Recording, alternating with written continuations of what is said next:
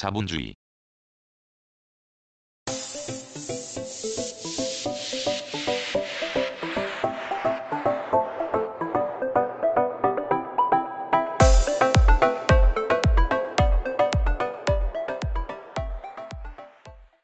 이윤 추구를 목적으로 하는 자본이 지배하는 경제체제. 현재 서유럽, 미국 및 한국을 비롯한 많은 나라의 국민은 자본주의 체제라는 경제체제 하에서 경제생활을 영위하고 있다. 이와 같은 체제가 발생한 것은 인류의 유구한 역사에서 볼 때 비교적 오래지 않은 일이다. 즉, 이와 같은 경제체제는 16세기 무렵부터 점차로 봉건제도 속에서 싹트기 시작하였는데 18세기 중엽부터 영국과 프랑스 등을 중심으로 점차 발달하여 산업혁명에 의해서 확립되었으며 19세기에 들어와 독일과 미국 등으로 파급되었다. 자본주의라는 말은 처음에 사회주의자가 쓰기 시작하여 점차 보급되기에 이른 용어인데 자본주의란 무엇인가에 대하여는 명확한 정의가 있는 것은 아니다.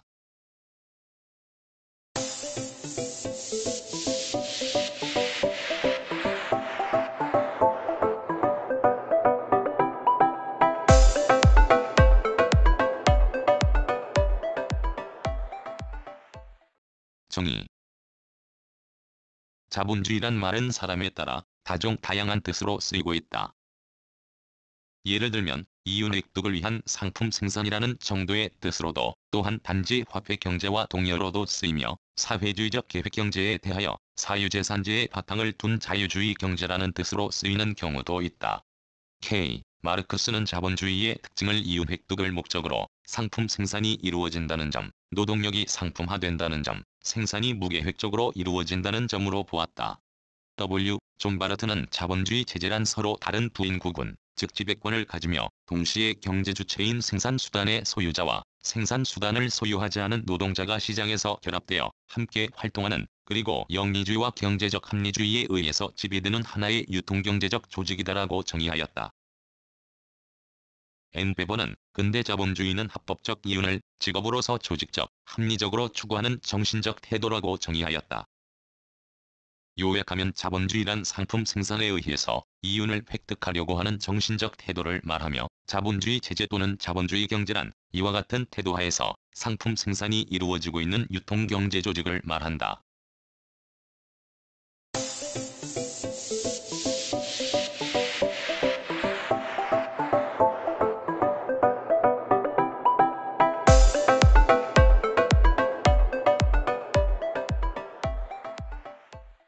특징.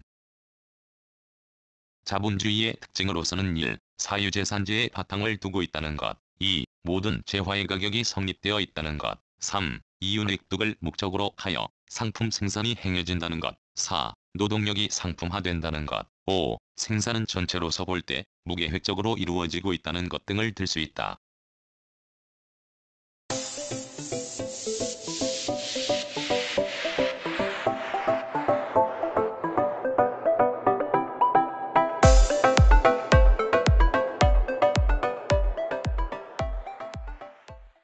자본주의 경제와 생산 양식.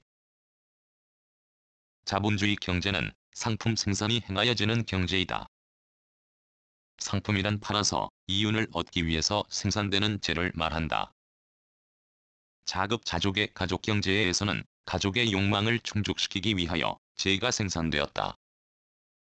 이를 자기생산이라고 한다.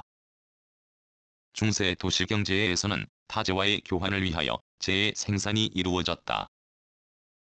이를 주문생산이라고 한다. 반면 자본주의 경제에서는 팔아서 이윤을 얻기 위하여 재가 생산된다. 이와 같은 생산 양식을 상품 생산이라고 한다. 자본주의 이전의 사회에서 교환이 이루어졌던 것은 자기의 직접적인 욕망 충족에 필요한 재를 얻기 위해서였다.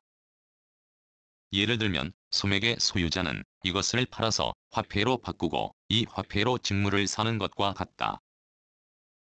이와 같은 교환은 마르크스의 정의에 따르면 W, 상품에서 G, 화폐에서 W, 다른 상품이라는 형식으로 나타난다. 이에 대하여 자본주의 사회에서 화폐는 자본으로서 작용한다. 자본가는 화폐 자본으로서 생산 수단을 사들이고 이것을 사용해서 재를 생산하며 이것을 팔아서 먼저 투하한 화폐보다도 큰 화폐액을 획득하려고 한다. 이와 같은 교환은 G, 화폐 자본에서 W, 상품에서 G의 형식으로 표시된다. 이 식에서 G는 이윤 또는 잉여가치이며 이것을 획득하기 위한 생산이 상품 생산이다. 이 이윤 또는 잉여가치가 어떻게 해서 발생되는가? 마르크스는 이것은 자본가가 노동자를 착취함으로써 발생하는 것이라고 정의하였다. 즉 자본가는 노동자에 대하여 그 노동력의 가치에 상당하는 임금을 지급하고 실질적으로는 그 가치 이상의 일을 시킨다. 이 가치 이상의 노동에 의해서 잉여가치가 발생한다. 예를 들면 노동력의 가치가 6시간분의 생산물과 같다고 하면 자본가는 그만큼의 임금을 지급하고 노동자를 8시간 작업시킬 수 있다. 이 경우 2시간분의 생산물이 잉여가치이며 이 부분은 자본가가 노동자를 착취한 것이 된다. 이에 자본의 제공자에 대한 정당한 보수라고 생각하였다. 상품의 가치는 노동과 생산수단의 결합에 의해서 창출되며 그 가치는 노동자와 자본가에게 각각의 기여도에 따라 분배된다. 이유는 노동자를 착취한 결과가 아니라 자본의 공헌에 대한 보수라는 것이다. 이와 같이 이윤이 착취에 의해서 발생하는 것이냐의 여부에 대해서는 학자에 대하여 근대 경제학자들은 이윤안 따라 견해를 달리하고 있으나 자본주의 사회에서는 이윤 획득이 인정되고 있으며 이를 획득하고자 생산이 영위되고 있다.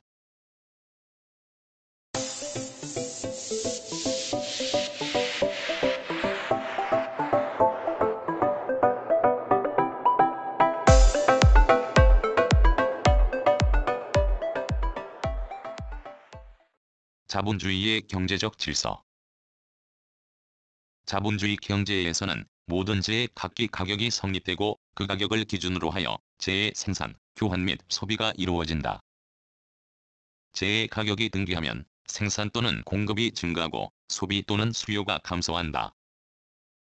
가격이 하락하면 공급은 감소하고 수요는 증가한다. 그러므로 가격은 그 가격에서 수요와 공급이 일치할 수 있는 높이로 결정된다. 이와 같이 자본주의의 경제적 질서는 가격의 성립에 의하여 유지된다. 상품의 가격은 수요와 공급의 관계에 의해서 결정된다는 설이 일반적이지만 상품 생산에 투하된 노동량의 일치 또는 비례한다는 설, 상품의 생산비의 평균 이윤을 더한 선에서 안정된다는 설, 상품의 효용에 의해서 결정된다는 설이 있다. 국가는 원칙적으로 경제에 간섭하지 않는 자유방임 정책이 취해진다. 그런데 가격에 의한 질서에만 의존하게 되면 그 특징적인 경제적 무정부성에 의하여 생산과 소비와의 모순이 생겨 자본주의 경제 특유의 순환적인 공황이 발생하기에 이른다. 가난한 사람들의 생활이 더욱 어렵게 되고 실업자가 생기게 된다. 따라서 국가는 여러 방법으로 경제의 통제를 가하게 되었다. 오늘날 자본주의의 경제적 질서는 가격과 국가 통제에 의해서 유지된다.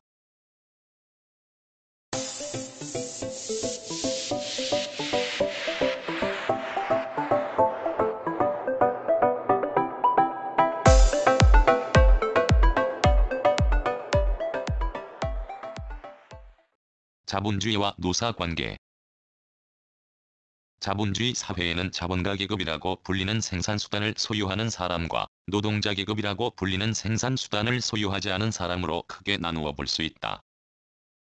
이 두 계급의 중간에 위치하는 사람도 있으나 이 두 계급은 뚜렷하게 대립되어 있다. 자본가는 자기 자본으로 기계와 원료를 구입하고 노동자를 고용하여 생산을 영위한다. 생산 조직이 방대해짐에 따라 사업을 경영하는 특수한 재능이 필요하게 되어 자본가와는 별도로 경영자가 생겨나게 된다. 이 경영자가 노동자를 사용하는 것인데 경영자의 배후에서 생산에 대한 실권을 쥐고 있는 것은 역시 자본가이다. 노동자와 사용자는 법률상으로는 평등한 지위에서 노동 조건, 즉 임금이나 노동시간 등을 계약하게 된다. 노동자는 고용되는, 다시 말해서 노동력을 상품으로서 파는 길 외에는 생활 방법이 없기 때문에 실제로는 이 계약의 체결에 있어서 언제나 약자의 지위에 서게 되기가 쉽다. 그러므로 노동자는 노동조합을 조직하여 단결함으로써 자본가와 대항하게 되었다.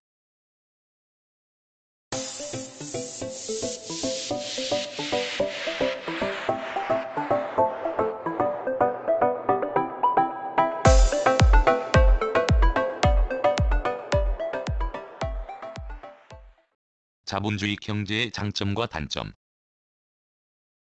자본주의 경제의 장점은 첫째, 경제활동의 자유가 있다는 점이다. 사람들은 마음대로 직업을 선택하고 마음대로 생산을 하며 원하는 것을 소비할 수 있다. 둘째, 이윤획득을 목적으로 자유경쟁이 벌어지기 때문에 사람들은 창의를 발휘하여 좋은 상품을 풍부하게 저렴한 가격으로 생산하게 된다. 이것이 사회에 양질, 풍부, 저렴한 재를 공급하는 결과가 된다.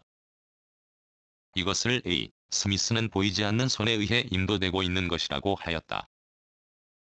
자본주의의 단점은 첫째, 빈부의 차이가 크다는 점이다. 최근에는 노동조합의 힘이 강화되고 국가에 의한 소득재분배 정책도 추진되기에 이르러 분배의 불평등이 꼭 커지는 것만은 아니다. 둘째, 생산이 자유경쟁을 바탕으로 영위되기 때문에 전체로서는 무계획적이 되어 공황이나 실업이 발생할 수 있는 경향이 있다.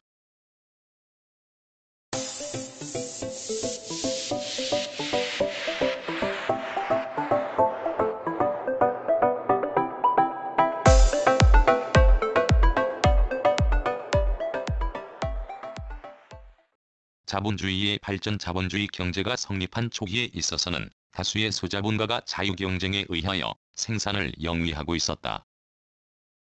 자본가는 봉건 시대의 전통적 생산 방식을 타파하고 근대적 공장제 생산 조직을 구축하였다. 이와 같은 초기의 자본주의를 상업자본주의 또는 초기 자본주의라고 한다. 산업혁명을 거쳐 산업자본이 확립되고 산업자본이 주역을 맡게 된 시기를 자유자본주의 또는 산업자본주의라고 한다. 19세기 말부터 독점이 널리 존재하게 되었다. 자유경쟁에 의하여 약소기업이 자연도태되고 대기업만이 남게 되자 대기업과 대기업 사이에서 경쟁이 치열하게 되었다. 이와 같은 경쟁으로 대기업들이 함께 치명타를 입는 결과를 낳자 대기업들은 서로 간의 독점을 결성하기에 이르렀다. 독점에는 카르텔, 트러스트, 콘체른 등이 있는데 이와 같은 독점이 일반화한 경우를 독점자본주의라고 한다. 이 단계에서는 산업자본과 결합한 은행자본, 즉 아리퍼 등이 말하는 금융자본이 지배적인 데서 금융자본주의라고도 한다. 마침내 자본주의의 내재적 모순이 표면화되기 시작하여 자유주의의 원칙을 대신하는 계획경제 또는 통제경제가 주장되었다.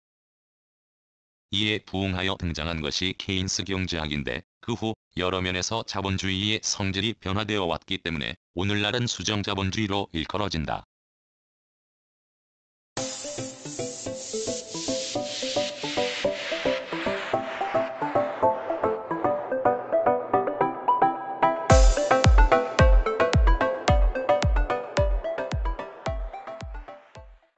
자본주의의 장래.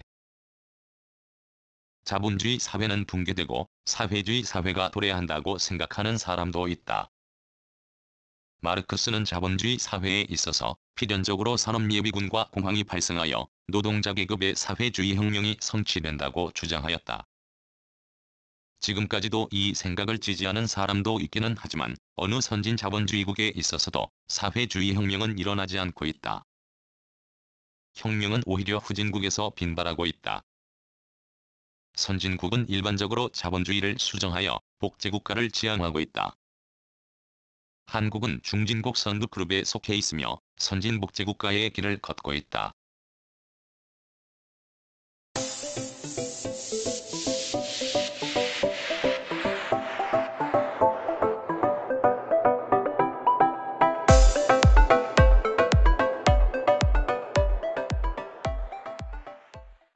구성, 나그네 구석구석 여행. 낭독, 글 읽어주는 강지식. 들어주셔서 고맙습니다.